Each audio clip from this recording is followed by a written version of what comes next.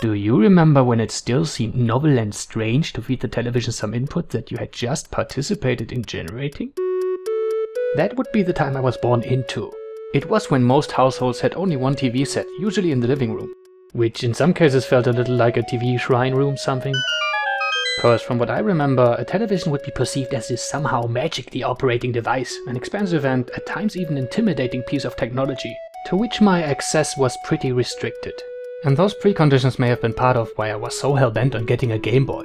The promising outlook to have an own video game system, complete with its inbuilt output parts, must have been more tempting than having to use my parents' equipment and possibly colliding with their TV time. Well, you know what they say, green is beautiful. Green is even the new red. But even though in late 1991 I settled on 4 shades of green, a tiny speaker, and convex A and B buttons, I've still had a certain other Nintendo platform on my radar all the time. In fact, I had gotten to play this certain other platform every now and then at a friend's place. And this must have been the first time I ever heard about Nintendo. So we would sit there on the carpet in the living room, of course, and play some tennis and Punch-Out and RC Pro-Am and Ice Climber. Yeah, do you violate everyone like this? Which indeed would make those the first console games I came in contact with. Alright, let's take it slow. So that thing you're holding is called a gamepad. Gamepad. And to ensure me just how much I sucked at them, there would usually be some amused ranting from the couch in the back of the room whenever our play would be observed.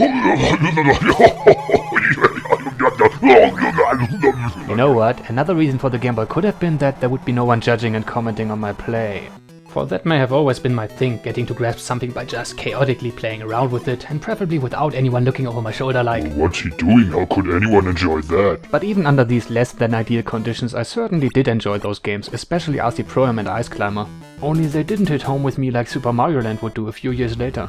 And no, I didn't get to play the original Super Mario Bros. In the meantime. Cause apparently this was when the NES still got bundled with Ice Climber instead.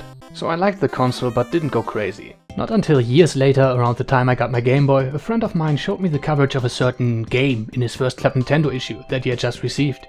And what I saw there somehow pushed the right buttons.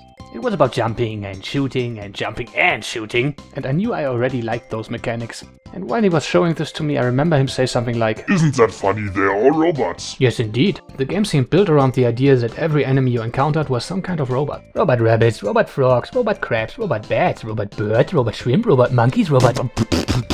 all built by just one mad scientist. And in some stages there would be up to 3 huge ones in a row. Wicked. And that was only on first glance, but there was more to it. From the get-go you were free to select a stage, or more precisely, one of the 8 bosses you would encounter after the stage. Each boss would use his own individual weapon on you, which would double as your trophy after winning the fight. The weapon would then become selectable to try it on regular enemies or other bosses and find out who was weak against it. And since apparently this would make boss fights a whole lot easier, you would essentially work towards finding a sequence by which to take them all out. Great idea. And even your character was a robot. Oh, and of course one of his arms would be a cannon, cause this was the age of the arm cannon. And the game, Mega Man 2. Our cover wasn't that bad compared to what people got in Australia or the UK and especially in America. Oh dear, I'm not even gonna go into that. Although, cover aside, this American version would still be the one to go with, or at least the console it ran on. Cause sadly on our side of the planet, almost every single console game from the 8 and 16-bit era was running way slower than it originally did in America or Japan, while also being squished by a few scan lines. Some games would even have the speed of their music slowed down, Mega Man 2 being one of them. But at the time I didn't know any of this, and in this case ignorance might have been bliss. When almost a decade later this came to my attention, I hardly ever touched games that didn't run exactly like the original version, and usually I force myself not to even think about this insanity. I don't remember what I just said. So just those 6 pages were enough to keep me intrigued. And when shortly after this a classmate mentioned he owned the game and that I could come by for a play session, I experienced it for the first time and was just stunned. Initially by the beautiful presentation, but also the fast and fluid gameplay. Those printed level maps had always seemed so quiet and peaceful, when in fact there was so much going on. And the game was also so thoroughly designed beyond the whole "they're all robots" idea. The distinct themes of selected bosses would correspond to a certain playstyle or level design and often translate right into the kind of enemies you encountered. Your way to Woodman would be a forest with bats and rabbits, the Bubbleman stage was designed around water, and the Quickman stage would mostly be an obstacle course where you had to be, well, quick enough to evade those wanted kill lasers, and so on. I also dig that sometimes the game would freeze for a second when you picked up energy or went up or down a screen, or especially when you touched the boss room gates. But with my then highly developed skill set, I would sometimes rather just watch my host perform. And I remember watching him rush through that first Wily stage while cleverly making use of the weapons and transport items as he went, which was quite a show. Awesome game, but I rarely got to play it. Whenever I dropped by, it mostly came down to 2-player games after a while. Plus, we only ever got to play for an hour or so before certain people encouraged us to go outside, take a break, run around the garden or something. So what I needed was my own cartridge, and if so, it had to run on the one device I had at my disposal. Only, as far as I knew, there was no such thing. But one day, as I was browsing through the boxes in the electronics store I had gotten my Game Boy at, I stumbled upon this. And I must have been petrified. Where'd that come from? It hadn't been in any flyers or magazines. How did this even exist? Well, it does say Mega Man 2 right here, and it has Capcom on the cover, even though with the weird USA thing under it, and it looks like... It looks like... Why does it look like this? The Mega Man I knew had always looked like this or this, never like... Oh my, what is it with these US covers? I had noticed that this store was different from the other game selling places in town, for this was the only one where some of the boxes had English descriptions on their backs and squished Nintendo seals of quality. And while that did strike me as kinda weird, I really didn't care. I just needed that. Without being aware of it, this would become my first US imported game, which hadn't been released or even announced over here. So one day I finally got it and fired it up with yet another friend who wanted to see what the hype was all about, and shortly before I did, I said something like, Dude, check out this awesome music, it's sick! What I meant was the Woodman theme from the NES version, which had left a lasting impression. So I entered this stage expecting something pumping like... But all I got was... So that was kind of the first letdown, and then I also noticed that it felt kinda cramped where there had once been so much space. And then, I don't recall what happened next, but I soon realized that this was again a case of a Game Boy version being very different from what I had been introduced to on the NES. I'm saying again, cause this wasn't even a totally new thing for me. I had experienced that with DuckTales, which did have a vastly different level design. But this Game Boy Mega Man 2 differed even more. Half the bosses had been replaced by those out of the third NES game, which also had yet to be announced over here. And one of the original bosses was wrongly named Clash Man.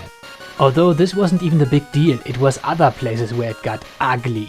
Every music composition was not only different, but some of them, like the Metal Man theme, were just horrible. As with the sound effects, hits wouldn't be the brilliantly crashing and satisfying, but just a flappy... And there would be only one shooting sound instead of the one's rich repertoire of sounds for each weapon. A lot of other sound effects would just be missing, like throwing metal blades, or a crash bomb latching onto a wall. As with animations, backgrounds didn't animate at all, foreground clouds and airman stage wouldn't animate, and your throwing animation wasn't even used when throwing metal blades. You wouldn't even hold still while doing so. And the level design would be broken and random. Suddenly Woodman stage wasn't even Woodman stage anymore, it was half Needle, Gemini, mix-up Man stage something. And there would be only one dog instead of 3, and of course it wouldn't explode with a huge... but just a tiny... Are you alright? It seems you're getting slightly agitated. Why would something be so tiny? Why would he... How could he ever fit in that? What is this even? Oh no, I really don't want to be in this game. Please get me out of here. Come on, turn on the other one. I'm tiny! Oh please, come on. How's anyone gonna play this 10 years from now? You know what? Just take 5, calm down, and maybe then you try and fix that. Right. And in the meantime, let's talk a little more Game Boy here. Oh god, please no, that's not how it works. Nah, it's gonna be alright, cause shortly after this, there was an announcement in Club Nintendo issue 192 of a Game Boy Mega Man coming to Germany soon. Together with Mega Man 3, by the way, which I wanted to play even more, but once again I had to go with green. And this time it wasn't that bad an alternative. Even though this one did have only 4 regular and 2 Wily stages, it felt way more solid, not only due to better box art. But also the levels were built much more thoughtfully, the sound effects would have way more punch, every weapon had its proper sound, and the music would be pretty awesome again. It did also have the Game Freeze on energy pickup and a proper sound for it. Not that retarded. What's your condition? But sadly no boss door jump freeze. Also the challenge was way higher with no E-tanks. And should you remember the second video, it was this game for which I requested a password and was denied. But I really didn't need it anyway, I still remember how I finished it by myself. late at night, on a vacation, and I was pretty happy with the whole thing. Awesome ending music, awesome enemy introduction, and then even an animation of your character walking towards the window in his shuttle and looking outside into space. Guess you were right. That's not so bad. I'm looking pretty good there. And I kept wondering why there were these subtle changes in his facial expression during the walk.